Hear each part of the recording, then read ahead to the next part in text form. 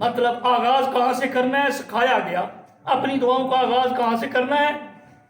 اس سے ربنا تقبل منا، ہے رب تو ہم سے اسے قبول کر لے. رب کی بارگاہ میں عرض کرو کہ رب تو قبول کر لے.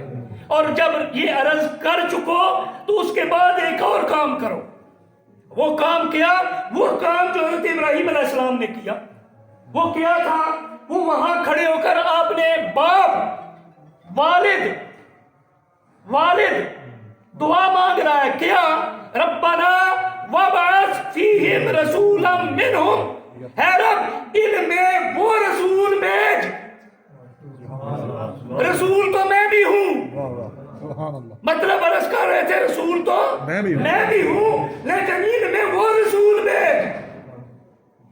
رسول بھیج جس کا باپ ہونے کا فخر تو مجھے عطا کرتا ہے. وابعث فیہم رسول، اس میں وہ رسول بھیج. ایک نبی ابو الانبیاء ابو البشر کیا دعا مانگتے ہیں؟ رب مغفرت فرما. دوسرا نبی کیا دعا مانگتا ہے؟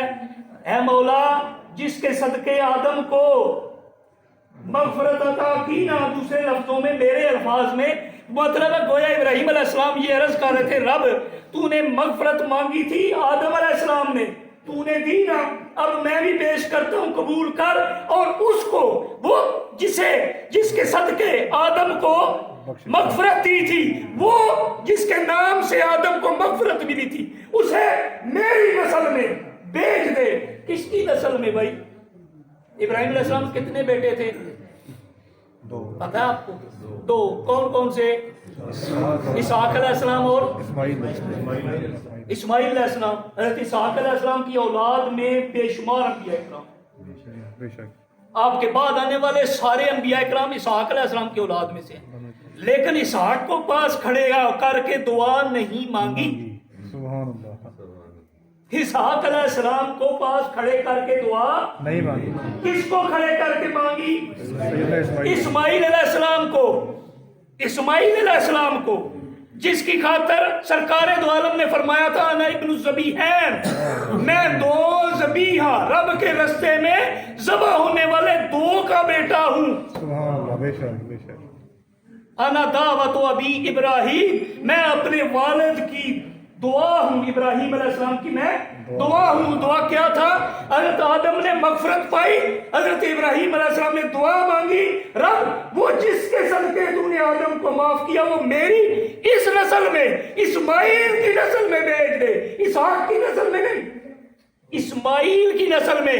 جس اسماعیل کی نسل میں کوئی اور پیغمبر قیامت تک نہیں آئے گا، صرف ایک آئے گا جس کا نام ہوگا محمد صلی اللہ علیہ وسلم.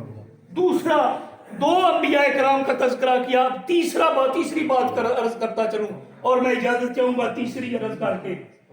عام طور پر ہم یہ سنتے رہتے ہیں لیکن اس پہلو سے ہم نے کبھی نہیں سنا. حضرت عیسیٰ علیہ السلام دنیا میں آئے، بھیجے گئے، ان کا آنا بھی معجزہ، دنیا میں آنا ہی معجزہ، بن باپ کے دنیا میں آئے. جب آئے تو معجزات کا ظہور ہوا. خشک تنے سے کھجوریں گرتی ہیں، خشک تنے سے کھجور کے خشک تنے سے کھجوریں گرتی ہیں، تازہ کھجوریں گرتی ہیں. ماں کی پاکیزگی اپنی ماں کی گود میں بیٹھ کر چند دن کا وہ بچہ، چند ہفتوں کا وہ بچہ اپنی ماں کی پاکیزگی کی گواہی دیتا ہے، رب کی الوہیت کی گواہی دیتا ہے، اپنے بندہ ہونے کی گواہی دیتا ہے. جس کا دنیا میں آنا معجزہ، جس کا دنیا میں رہنا معجزہ، جس کے ہاتھ سے زبان سے نکلنے والے کلمات سے مردے زندہ ہو جائیں، جس کے ہاتھ پھیرنے سے کوڑ کے مریض ٹھیک ہو جائیں، جس کی ساری زندگی معجزہ. وہ معجزہ دیکھ کر جب لوگ ان کے قریب ہوئے انہیں ابن اللہ کہنا شروع کیا، انہوں نے کہا نہیں، مبشرا برسول یاتی من بعدی اسمہ احمد. ارے میں کون ہوں؟ میں مبشر ہوں. مبشر صفت سرکار کی بھی ہے لیکن صفت عیسیٰ علیہ السلام کی بھی ہے. ذرا غور کیجیے گا، مبشر کسے کہتے ہیں؟ مبشر کہتے ہیں خوشخبری دینے والے کو۔ حضرت عیسیٰ بھی خوشخبری دینے والے ہیں، حضور تاجدار کائنات بھی خوشخبری دینے والے ہیں، لیکن وہ مبشر کس حیثیت سے، یہ مبشر کس حیثیت سے؟ ارے وہ مبشر اس حیثیت سے کہ انہوں نے ایک شخصیت کی، اپنے بعد آنے والے کی خوشخبری سنائی۔ ارے مجھے دیکھ کر دھوکے میں مبتلا نہ ہو جاؤ، میرے بعد آنے والا اصل ہے خوشخبری تو اس کے آنے کی۔ سبحان اللہ، ماشاءاللہ۔ میں تو صرف ایک خوشخبری دینے آیا ہوں۔ ایک دعا کر کے مغفرت پاتا ہے، دوسرا اس کو اپنی نسل میں مانگتا ہے، تیسرا کہتا ہے ارے چھوڑو مجھے چھوڑو، میں روح اللہ ہوں، واہ واہ میں واہ، کلمت اللہ ہوں۔ ماشاءاللہ لیکن ماشاءاللہ۔ اصل وہ ہے جس کی میں کلمت اللہ، روح اللہ، جس کے آنے کی خوشخبری تمہیں سناتا ہوں۔ ارے سرکار دو عالم مبشر کس حیثیت سے ہے؟ وہ تو صرف آپ کے آنے کی خوشخبری دے گئے۔ ارے ادھر مبشر یہ ہے کیا؟ ابو بکر فی الجنہ، عمر فی الجنہ، عثمان غنی فی الجنہ، علی المرتضیٰ فی الجنہ۔ ارے یہاں تو جنتوں کی خوشخبریاں سنائی جاتی ہیں، سبحان اللہ۔ یہاں تو دنیا میں کامیابی کی نویدیں سنائی جاتی ہیں، یہاں آخرت میں کامیابی کی نویدیں سنائی جاتی ہیں۔ پھر فرمایا مبشرم برسول یاتی من بعد اسمہ احمد، کیا نام بتایا؟ احمد کسے کہتے ہیں؟ جو بے حد سراہا گیا ہو۔ احمد کرنے والا۔ اگر تحمید سے احمد افعل تفضیل کا صیغہ بنایا یا تو مانا ہوگا جس نے حمد کی انتہا کر دی، واہ واہ جس واہ، نے تعریف کی انتہا کر دی ہو۔ افعل التفضیل سپرلیٹو ڈگری، وہ جس نے رب کی تعریف کی انتہا کر دی ہو، جس کا اٹھنا بیٹھنا چلنا پھرنا سونا جاگنا کھانا پینا، ارے بولنا نہ بولنا سب صرف اور صرف حمد خدا پر مبنی ہو، وہ احمد ہوتا ہے۔ قرآن میں آپ کا یہ نام صرف کتنی بار آیا؟ ایک مرتبہ۔ صرف ایک مرتبہ۔ کیا نام آیا؟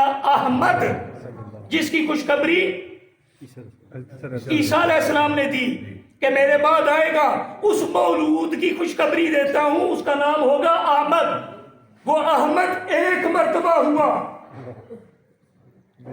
حمد مصدر سے احمد افعل تفضیل کا صیغہ، سب سے زیادہ تعریف کرنے والا احمد ایک دفعہ ہوا، لیکن وہ ایک دفعہ احمد بنا، رب نے اسے 4 مرتبہ قرآن میں محمد قرار دیا۔ واہ واہ واہ واہ، سبحان اللہ ماشاءاللہ۔ محمد کسے کہتے ہیں؟ تحویل مصدر سے حمدن بعد حمدن، حمدن بعد حمدن بلا فصل، ایسا بندہ جس کی تعریف بار بار کی گئی ہو اور اتنی کی گئی ہو کہ درمیان میں انقطاع ہی نہ آئے۔ اللہ، ارے آپ نے تعریف کی نا رب کی، اپنے رب کی مخلوق ہونے کے اعتبار سے، یہ محمد وہ ہوتا ہے جس کی تعریف انسان ہی نہ کرے، جنات ہی نہ کرے، فرشتے ہی نہ کرے، بلکہ شجر حجر بھی کرے، اور سب سے بڑھ کر وہ خالق کائنات جس کی تعریف کرے اور کہے وَرَفَعْنَا لَكَ ذِكْرَكَ، اے بابو ہم نے تیرے ذکر کو تیری خاطر بلند کر دیا۔ وَوَالِدٍ وَمَا وَلَدَ، قسم ہے اس والد کی بھی اور قسم ہے اس مولود کی بھی جو 12 ربیع الاول کی اس نور بدامہ گھڑیوں میں اس دنیا میں متولد ہوا اور ظلمت کے اندھیروں کو کافور کر دیا۔ اللہ تعالیٰ ہمیں آپ کی سیرت اپنانے کی توفیق عطا فرمائے۔ مجھے وقت کی قلت یہیں پر رکنے کا اشارہ دیتی ہے۔ اللہ تعالیٰ ہمیں بہتر سمجھنے کی توفیق عطا فرمائے۔